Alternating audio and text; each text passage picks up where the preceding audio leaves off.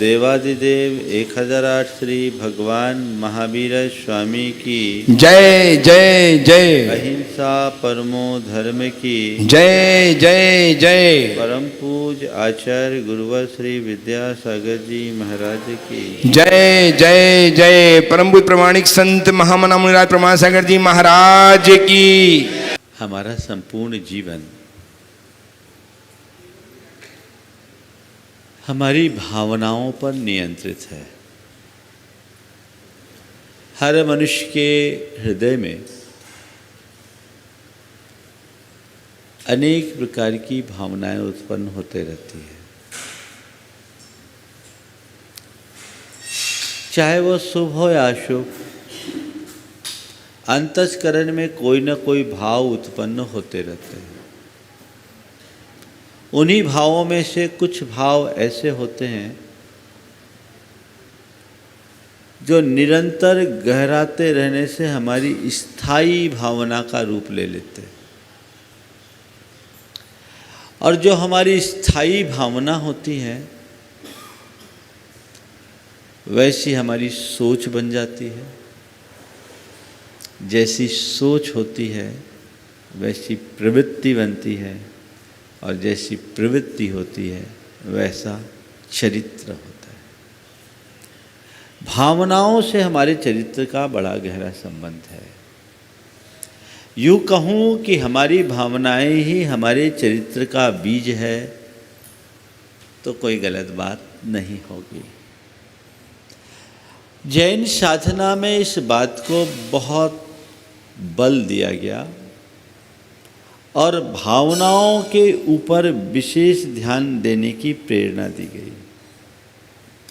बल्कि ये कहा गया कि हमारी सारी प्रवृत्तियां भावनात्मक हैं, तो भावना को बदलने से हम अपनी प्रवृत्तियों में परिवर्तन ला सकते हैं। जैसी हमारी भावना होती है वैसी प्रवृत्ति और चरित्र बनता है।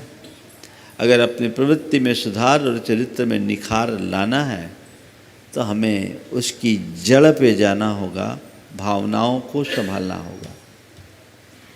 यह बात बड़े पुराने समय से हमारी संस्कृति में गाई गई और जैन साधना में तो केवल इसी पर बल दिया गया। हम जब जैन साधना को पलट करके देखते हैं तो पाते हैं सारा का सारा अध्यात्म, हमारी चर्या इन्हीं भावनाओं पर है। आज मनोविज्ञान में भावनाओं पर बड़े शोध हुए, काम हो रहे हैं, और एक सिद्धांत विकसित हुआ लॉ ऑफ अट्रैक्शन का, जो कहते हैं थॉट्स बिकम्स थिंग्स। हमारे विचार साकार होते हैं।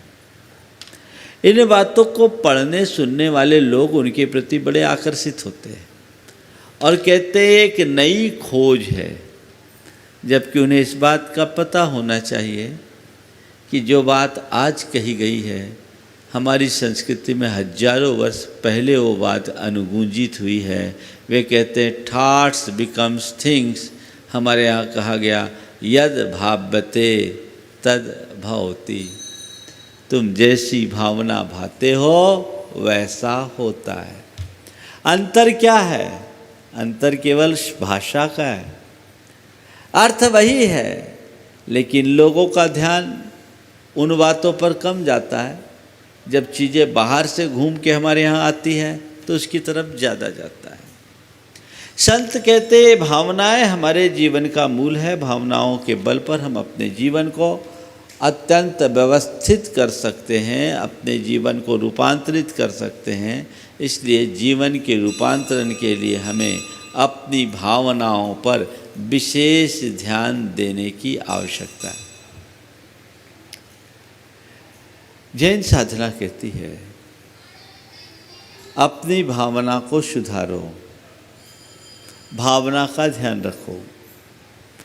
और जब हम देखते हैं तो हमारी साधना की शुरुआत भावना से होती है।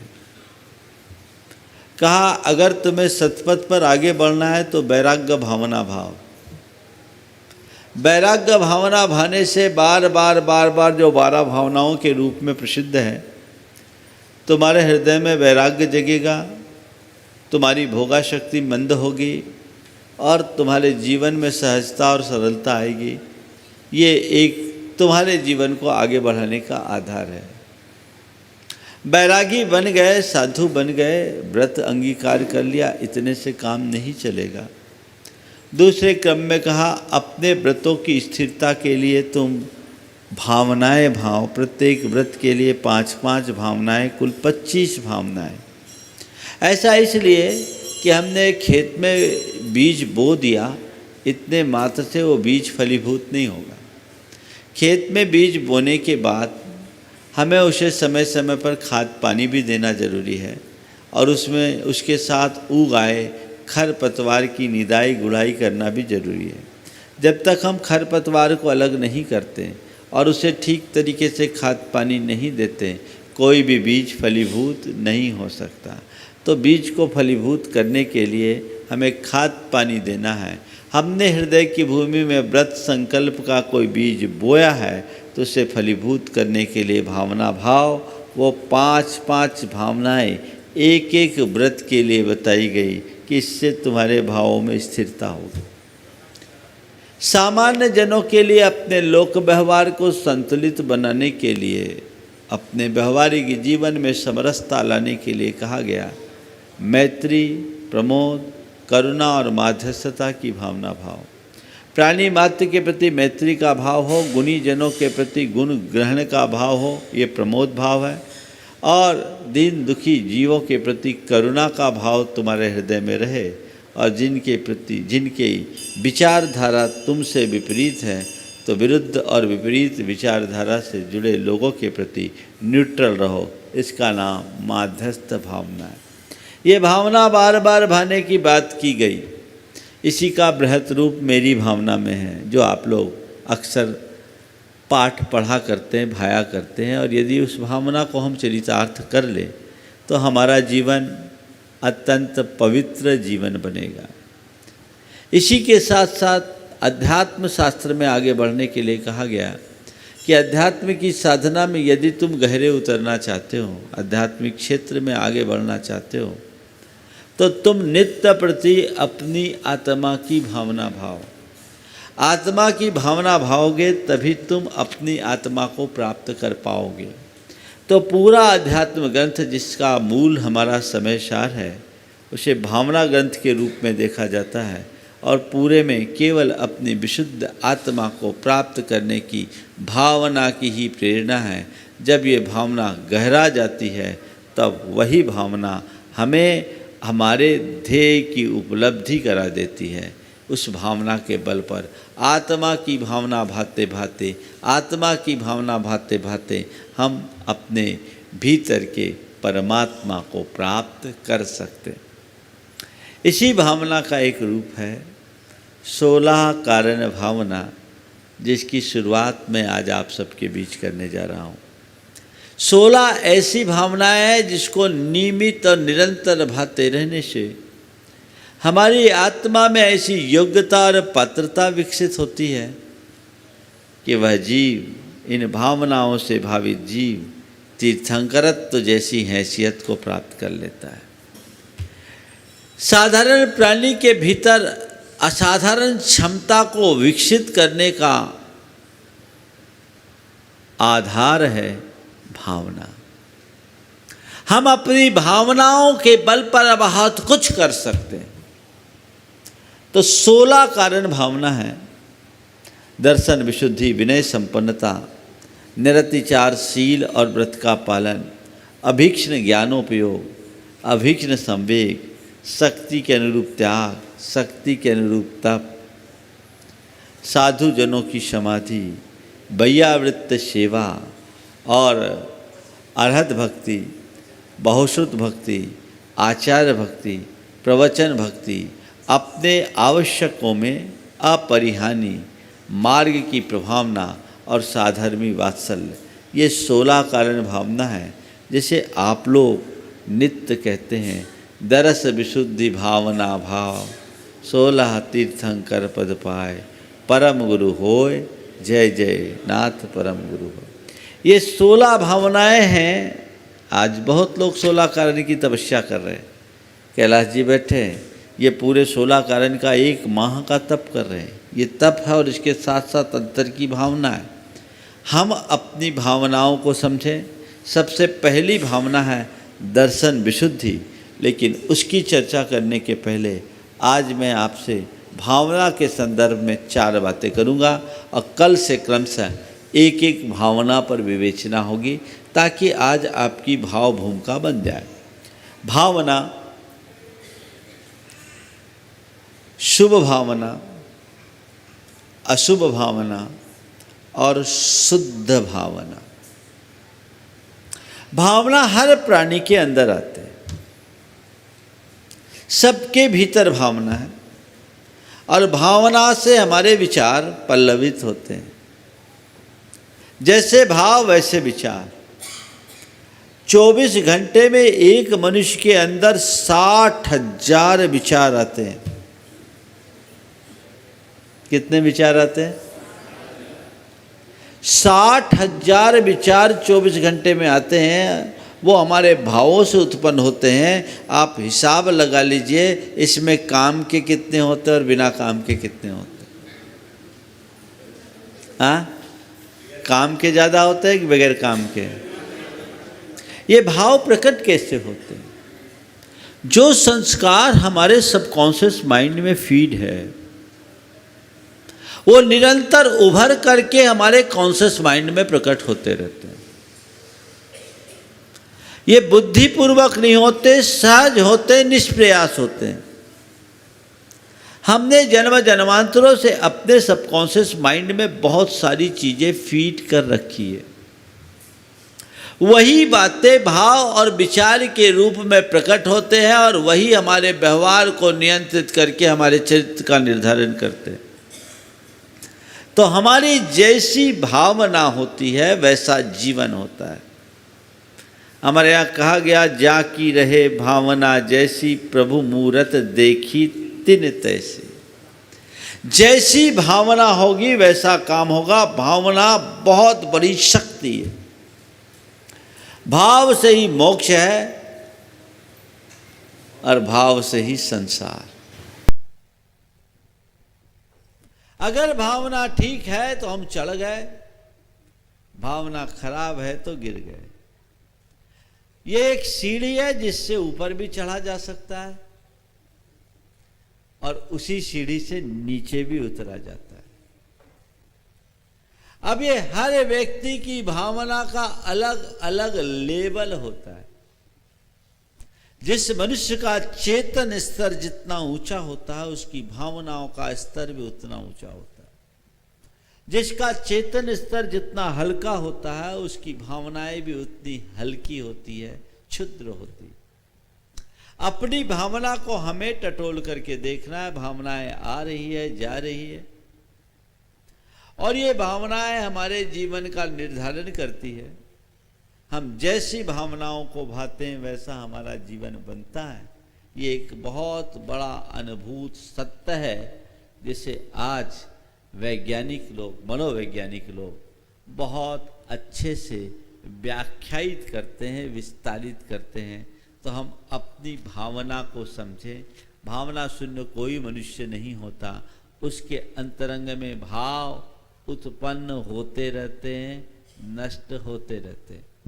भावना तो है जो तुम्हें चढ़ाती भी है, गिराती भी है। देखो कैसे भाव चढ़ाते हैं, कैसी भाव गिराते हैं।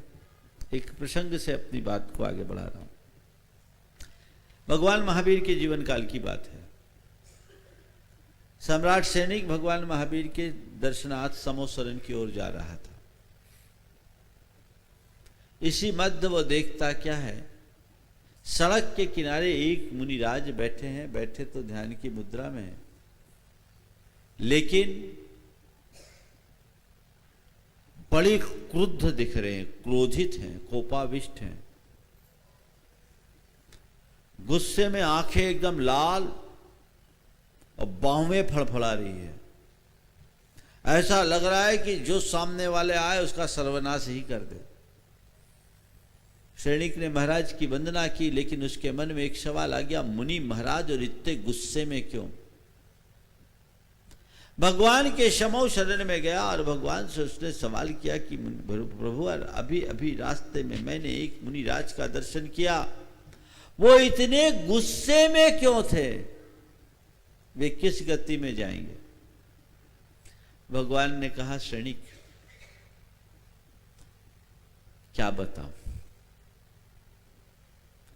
जिन मुनि महाराज को तुमने देखा, वे मुनि महाराज पहले एक राजा थे और अपने बच्चे का अबोध अवस्था में राज तिलक करके दीक्षित हो गए थे। उनके दीक्षा के बाद उनके मंत्रियों ने विश्वासघात किया और छल पूर्वक उसके बेटे और रानी को राज्य से बाहर निकाल दिया, निर्वासित कर दिया और सारा राज हड़प लिया। आज इनकी रानी और बेटे बहुत संकट में। जिस समय तुम गुजरे उसके थोड़े देर पहले कुछ लोग गुजरे और उनने फप्ती कसी, देखो ये तो हाथ पर हाथ धर करके बैठ गया और आज इसकी पत्नी और बेटे दाने दाने को मोहताज हो रहे। इतना सुनना था कि इनके मन में क्रोध आ गया कि क्या समझ रखा, अभी भी मेरे बाहुओं में दम है, अभी देखता हूं। शैणिक तुम उस समय उधर से गुजर रहे थे, वे तीव्र रौद्र ध्यान में थे और यदि कुछ देर तक ऐसे ही टिके रहे तो 7वें नरक की आयु के बंध के योग्य हो जाएंगे। क्या होंगे? 7वें नरक की आयु के बंध के योग्य हो जाएंगे। बात आई गई हुई। भगवान के दिव्योपदेश सुनने के बाद जब समोसरण से शैणिक लौटा तो देखता क्या है, यहां का तो नजारा ही कुछ और है। जिन मुनि राज के लिए नरक जाने की बात मैं सुन के आया, उनको तो केवल ज्ञान हो गया और देवता उनका ज्ञान कल्याणक मना रहे हैं।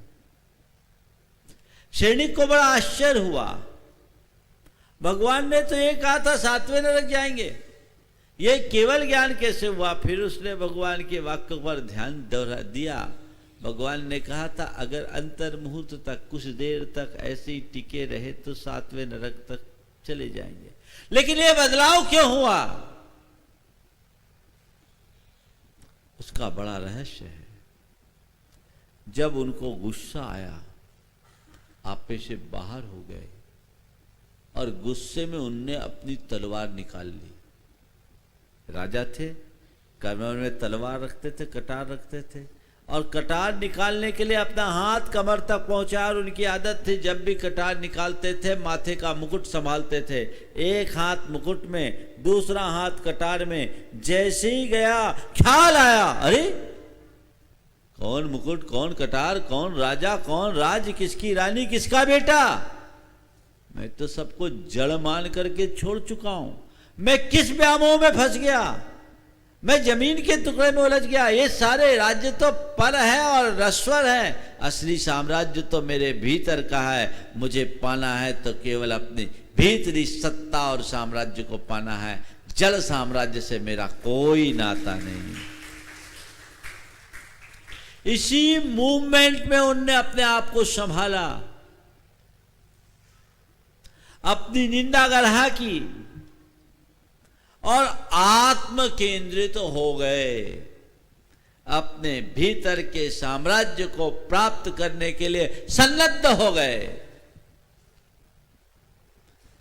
आत्मा में ऐसे डूबे, ऐसे डूबे, ऐसे डूबे कि उन्हें केवल ज्ञान हो गया। बात समझ में आ रही है आपको? ये केवल ज्ञान किसके कारण? ये है भावना का चमत्कार। एक भावना नरक पहुंचा रही थी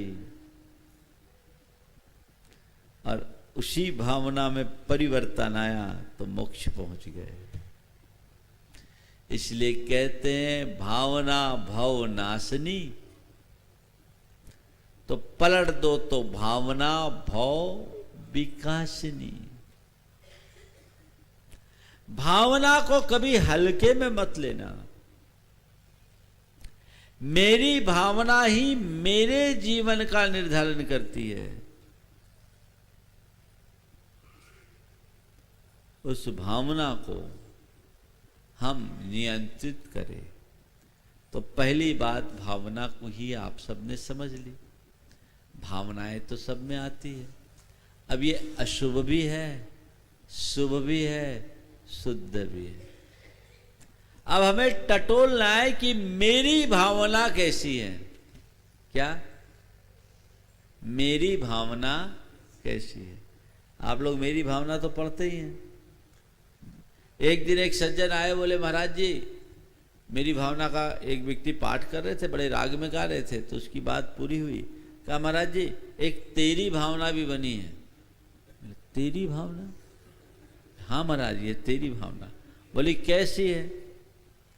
तो पहले तो मेरी भावना की 2 लाइनें बोली, जिसने राग देश काम आदि जीते सब जग जाने लिया, सब जीवों को मोक्ष मार्ग का निष्प्रह उपदेश दिया। ये लाइनें जो बोलते हैं, बुद्ध बुई ऋषि हर हर गंगा, या इसको स्वाधीन कहो, भक्ति भाव से प्रेरित हो या चित्त उसी में लीन रहो। मैंने जैसे ही बोला ठीक है भैया सुना देखे कैसी है तेरी भावना, तो उसने बोला जिसमें राग देश मोह कामादिक जीते।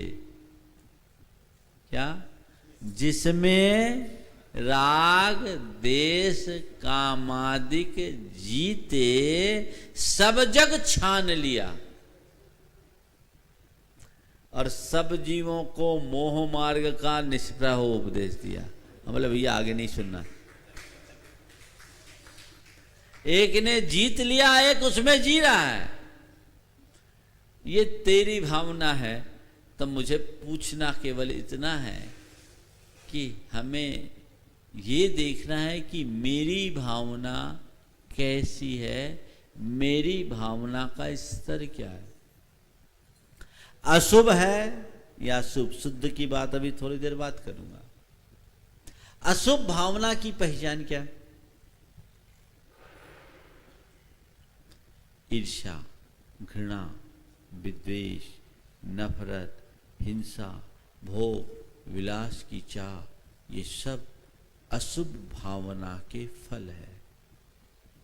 मन में जब ऐसे अशुभ भाव होते हैं तभी हमारे मन में ऐसी असद इच्छाएं जगती है, और असद इच्छाएं हमारे लिए असद प्रवृत्ति की ओर प्रेरित करती है। और निरंतर ऐसी असद इच्छाएं जगते रहने से हमारी प्रवृत्ति वैसी बन जाती है, और वही प्रवृत्ति हमारा चरित्र का रूप धार लेती है। चरित्र क्या है? हमारे मन में उत्पन्न होने वाले स्थायी भावनाओं का ही प्रतिबिंब है, जो हमारी वृत्तियों और प्रवृत्तियों को संचालित करता है। तो मेरे मन में कैसे भावों की बहुलता है, जिस स्तर का व्यक्ति का जीवन होता है उसमें वैसे ही भाव अधिक होते हैं। अपने मन के प्रति हमें जागना होगा, अपने भावों के प्रहरी बनना होगा। देखो मेरे भाव कैसे हैं। अच्छा एक बात और है, मेरे भाव कैसे मैं ही जान सकता, आप नहीं जान सकते। तो आपके भाव कैसे ये भी आप ही जान सकते हैं, हम नहीं जान सकते। तो टटोल करके देखना ये कि मेरे भाव कैसे हैं। सब बनते तो बड़े अच्छे हैं, होते कैसे हैं? हम ये दिखाने की कोशिश करते हैं कि हम बहुत अच्छे हैं, पर यथार्थ में हम हैं कैसे ये तो देखो। कैसे? देखो आदमी के भाव कैसे होते। 3 व्यक्ति थे, तीनों तो मित्र थे। तीनों ने एक साधना की, उसकी साधना से देवता प्रसन्न हुआ। देवता प्रसन्न होकर प्रकट हुआ और कहा कि मैं तुम्हारी साधना से प्रसन्न हूँ, मांगो क्या मांगते हो। तीनों एक एक वरदान मांग लो, तीनों एक एक वरदान मांग लो। का एक ही वरदान? बोले हाँ। बोले एक काम करो, ये 3 में है ना, ये दोनों मेरे नंबर 1 के शत्रु हैं, इसमें पहले नंबर वाला मेरा बड़ा शत्रु है, उसको मेरे रास्ते से अलग कर दो, उसका काम तमाम कर दो। ठीक। दूसरे से पूछा भैया तुम क्या चाहते हो? उसने उस व्यक्ति के प्रति इशारा किया, बोले वो आदमी है ना, वो मेरा बड़ा शत्रु है, उसका काम तमाम कर दो। दोनों ने एक दूसरे को एक दूसरे का शत्रु निरूपित किया और एक दूसरे का काम तमाम करने के लिए बोल दिया। अब वो तीसरे के पास पहुंचा, बोला भैया तुम क्या चाहते हो, बताओ तुम्हारी क्या भावना? बोले नहीं, मैं तो बड़ा संतोषी हूँ, मैं बड़ा संतोषी, मेरी कोई चाह नहीं, आप तो एक काम करो, उन दोनों की भावना पूरी कर दो। क्या कर दो? उन दोनों की भावना पूरी कर दो। कौन सी भावना है? कौन सी भावना? मेरी की तेरी? समझ में आ रही है बात? यही हमें जागना है। संस्कार वश बुरे भावों की बहुलता रहती है। अशुभ भाव अधिक होने के कारण व्यक्ति का चरित्र भी अशुभ होता है। जैन शास्त्रों में अलग अलग भाव के स्तर पर जीने वाले प्राणियों के लिए अलग अलग लेवल दिया गया। एक शब्द आता है लेश्या। लेश्या यानी हमारे भावों का रंग, और ये बताया कि किस प्रकार के भावों के रंग वाले व्यक्ति का जीवन स्तर कैसा होता है। आज अकाउंट साइंस के अनुसार जब हम देखते हैं तो हर व्यक्ति के ओरा को नापा जाता है, आभा मंडल की बात की जाती है। मैंने भामंडल प्रातिहार्य के संदर्भ में इस विषय में काफी विस्तार से चर्चा की, वक्तांबर की विवेचना। तो कहते हैं जिन व्यक्तियों का व्यक्तित्व छिछला होता है, चित्त अनुदार होता है, हृदय में कलुषता होती है या क्रोधादि कषायों की बहुलता होती है, उसका ओरा ब्लैकिश होता है, डार्कनेस होता है। हमारे शास्त्रों में इसी तरह बताया गया कि 6 लेश्याएं कृष्ण नील कापोत, पीत पद्म शुक्ल आदि की 3 लेश्याएं कृष्ण नील कापोत, ये तीनों डार्क है जो धीरे धीरे कम हुई, और पीत पद्म शुक्ल ये तीनों लाइट है। जो ओरा का चित्र आता है उसमें एकदम लाइटनेस बढ़ते जाती है, और जिसका व्यक्तित्व एकदम उत्तम होता है वो एकदम वाइट शुक्ल लेश्या वाला होता है। तो कहा गया जो अशुभ लेश्या की प्रधानता से जीने वाले लोग होते हैं उनका व्यक्तित्व बड़ा छिछला होता है, वे बड़े गुस्सैल होते हैं, किसी से बैर नहीं छोड़ते, उनके हृदय में प्रतिशोध की आग जलती रहती है, अपनी प्रशंसा करने वाले पर बड़े प्रसन्न होते हैं, आलोचना को बर्दाश्त नहीं कर पाते, आत्मश्लाघा से भरे होते हैं और अभिमानी होते हैं, उनके हृदय में कषायों की बहुलता होती है। कुल मिलाकर अगर मैं कहूँ तो उनका संपूर्ण व्यक्तित्व नकारात्मक होता है, क्योंकि भाव ही उल्टे हैं, चरित्र वैसा बन जाएगा।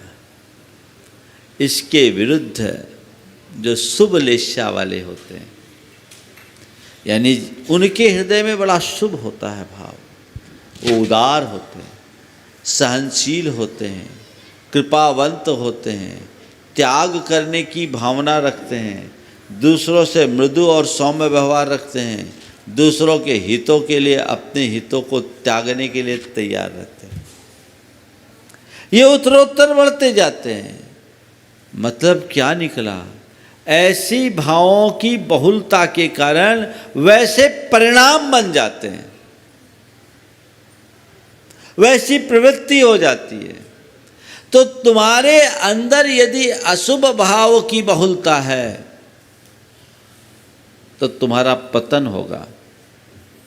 शुभ भाव की अधिकता है तो तुम बचोगे, संवेदनशील बनोगे। कल मुझे एक क्लिप दिखाया किसी, बड़ा गजब का क्लिप था। अभी बकरा ईद था। बकरा ईद में लोग कुर्बानी के नाम पर घरों में जानवरों का कत्ल करते हैं। एक परिवार में जानवरों को कत्ल किया जा रहा है, जिसमें बकरी है, भेड़ है और मुर्गियां हैं। और उस परिवार के नन्हे मुन्ने बच्चे बिलख बिलख के रो रहे हैं। बच्चे जानवरों से लिपट रहे हैं, अपने पिता की छुरी को छीन रहे हैं और रो रहे हैं, ये काम आप मत करो, इसे मत मारो, यदि आप इसे मारोगे तो हम आपको कभी माफ नहीं करेंगे। पिता के अंदर क्रूरता झलक रही है। अब बच्चों के हृदय में करुणा बरस रही है।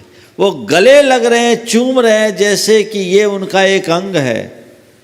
और अंततः बच्चों के आगे पिता को हारना पड़ता है और कहते जाओ अपने जानवरों को संभालो। बच्चों को ऐसा लगता है जैसे बहुत बड़ी निधि मिल गई।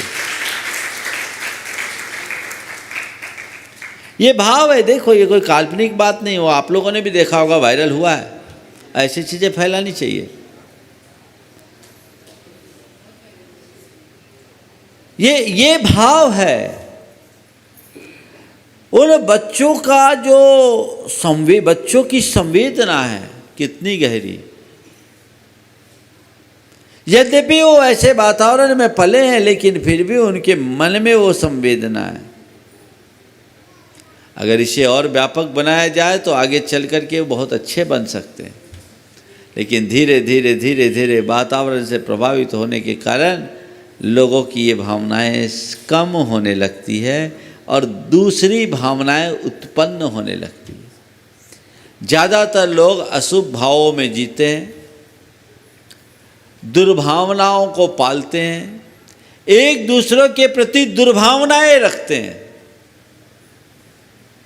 ये हमारी आत्मा का पतन कराएंगी।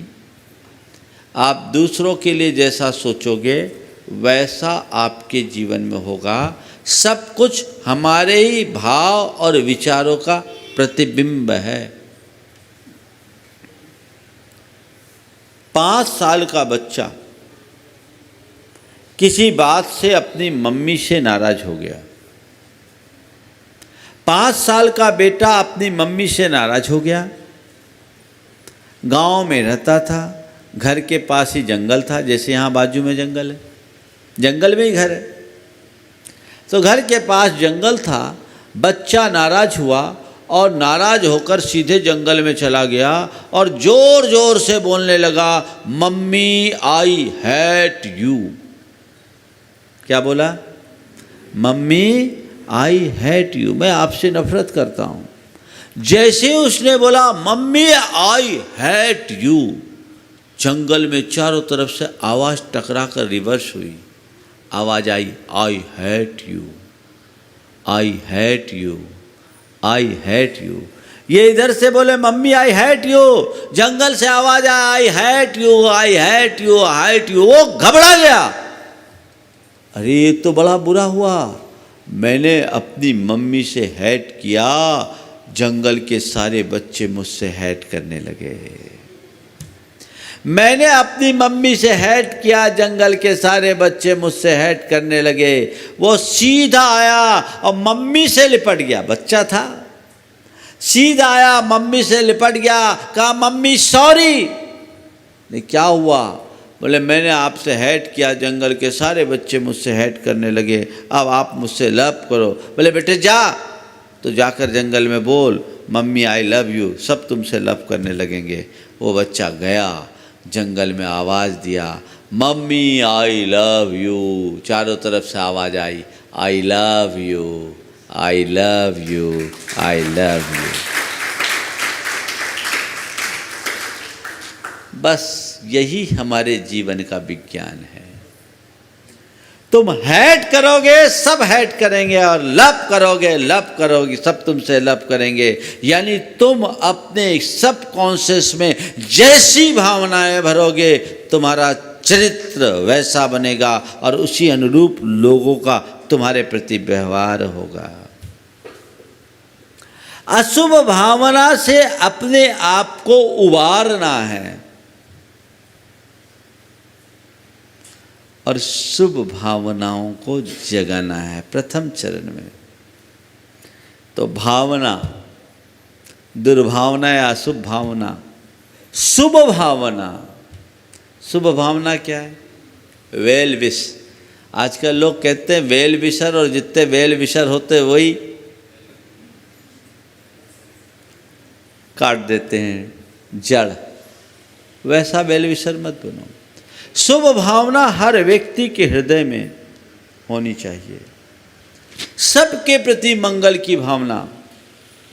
मंगल मंगल होए जगत में सब मंगलमय हो, इस धरती के हर प्राणी का मन मंगलमय हो, ये शुभ भाव की अभिव्यक्ति है।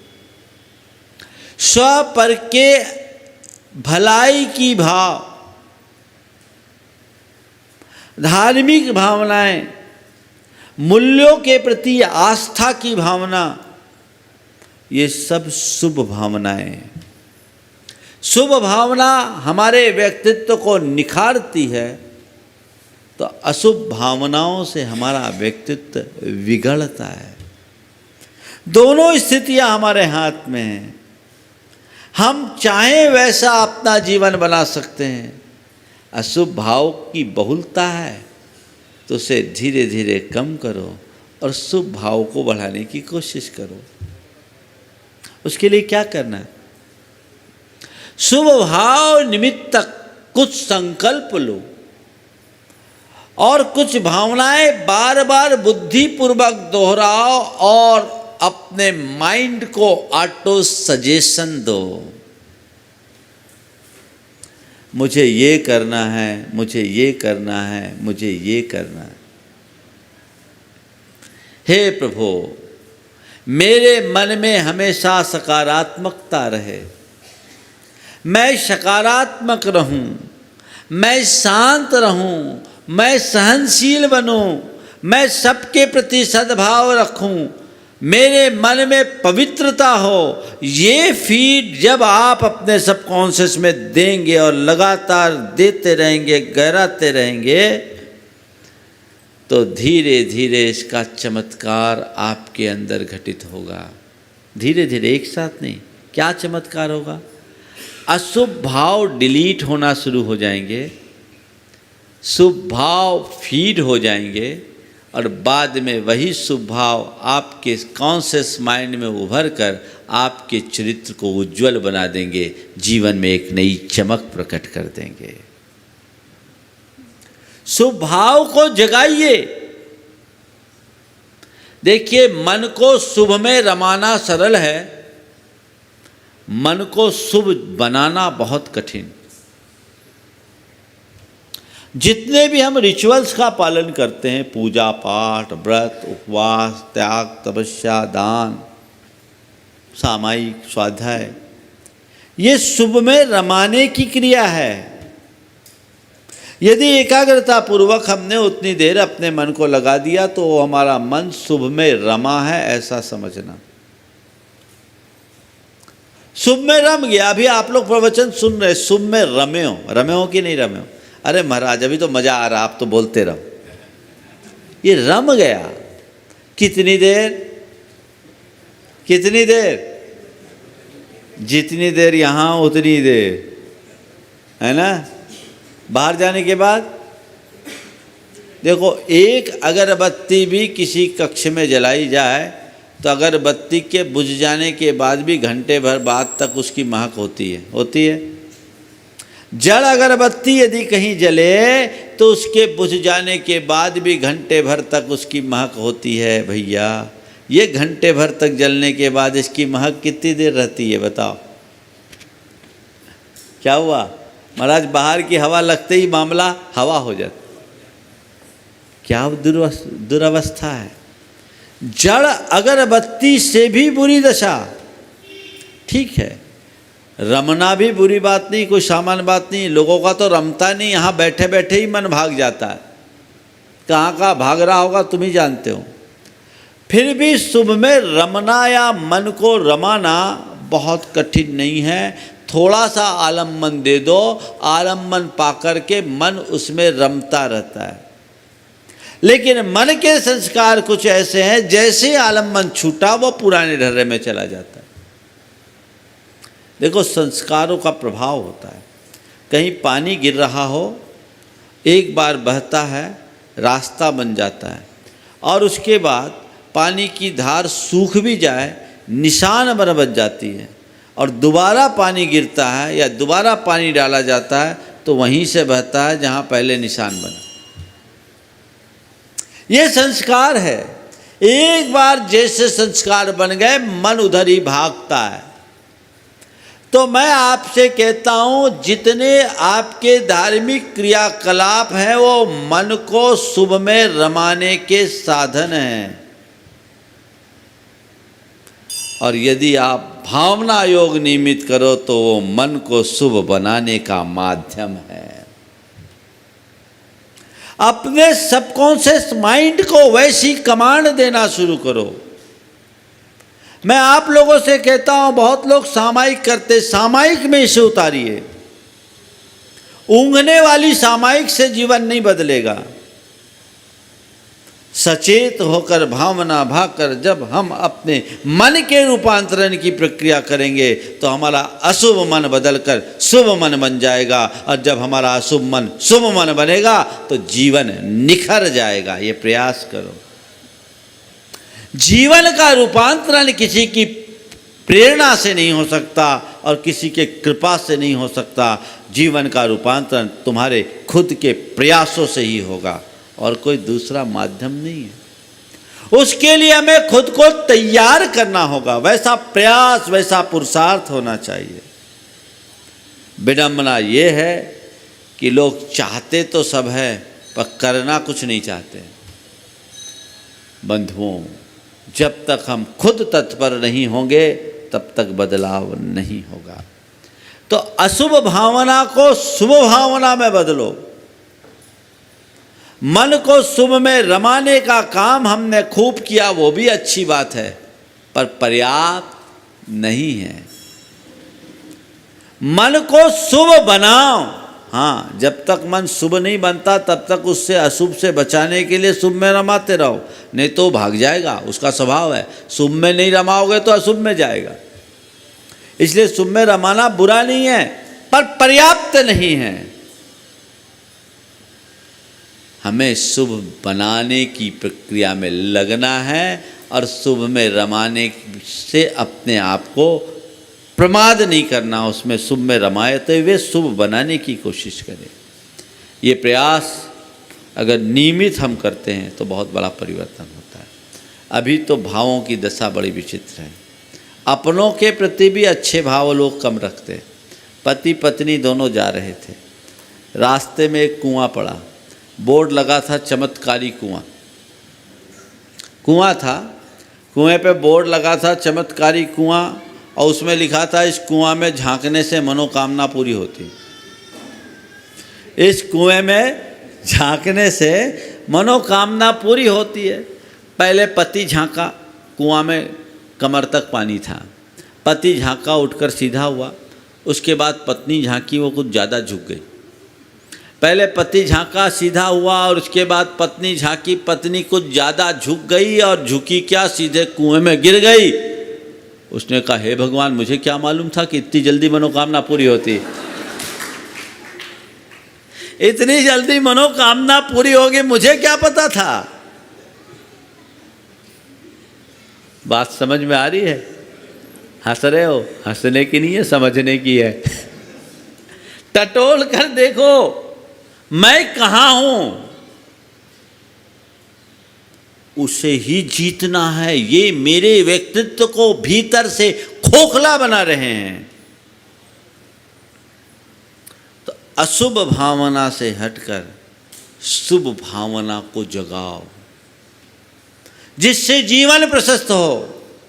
और फिर इससे आगे का चरण है शुद्ध भावना, जिसमें किसी भी प्रकार का राग द्वेष न हो, इष्टानिष्ट न हो, अच्छा बुरा न हो, सहज केवल ज्ञाता और दृष्टा। शुभ और अशुभ भावनाएं निमित्तों से प्रभावित होती है और शुद्ध भावना किसी से प्रभावित नहीं। वो तटस्थ भाव, वो वीत राग दशा है जो आत्म ध्यान की भूमिका में बड़े बड़े योगियों को हासिल होती, सबको नहीं। लेकिन जब तक तुम्हारी भावना शुभ नहीं होगी, शुद्ध भाव को प्राप्त नहीं कर पाओगे। आज लोग बातें शुद्ध की करते हैं, पर देखे तो अशुभ के चरम में। ये क्रम है, इस क्रम से व्यक्ति आगे बढ़े तो जीवन में बहुत बड़ा चमत्कार घटित कर सकते हैं। ये हमारे जीवन के रूपांतरण का आधार है। उस अनुरूप अपने जीवन को ढालना चाहिए। तो आज मैंने भूमिका बनाई है भावनाओं की। 16 कारण भावना पर आने वाले दिनों में पर्यूषण के पूर्व तक विवेचना चलेगी। ये 16 कारण भावना, दर्शन, विशुद्धि आदि भावनाएं वो क्या है, उसे जीवन व्यवहार में उतार करके हम अपने जीवन को कैसे निखार सकते हैं। जितने लोग इस कार्यक्रम को अभी देख रहे हैं, सुन रहे हैं, क्रम से सुनना, जैसे भक्तामर को आपने रुचिपूर्वक सुने। मैं चाहूँगा कि इसकी ऐसी जीवन व्यवहार मूलक व्याख्या हो जिसे आत्मसात करके हर व्यक्ति अपने जीवन के पथ को प्रशस्त कर सके, जीवन को बेहतर बना सके। हमें कुछ प्रयोग करना होगा। हम जितनी धार्मिक क्रियाओं में रुचि रखते हैं, उतने धार्मिक साधना के प्रति दृष्टि नहीं रखते। हमें धार्मिक क्रिया उपासना के साथ साधना पर ध्यान देना चाहिए। उपासना में मन रमता है और साधना में मन निर्मल बनता है। अपने मन को निर्मल बनाना है, मन को निखारना है, मन को पलटना है, तो ये अपनाना अत्यंत आवश्यक है। ऐसी भावना सबके हृदय में जगे और हम निर्मल भावना से संपन्न होकर अपने जीवन के चरम लक्ष्य को प्राप्त कर सके, अपने दोषों और दुर्बलताओं को दूर कर सके, जीवन का पथ प्रशस्त कर सके। इसी भाव के साथ मैं विराम लूँगा। बोलिए परम पूज्य आचार्य गुरुवर श्री विद्यासागर महाराज की जय।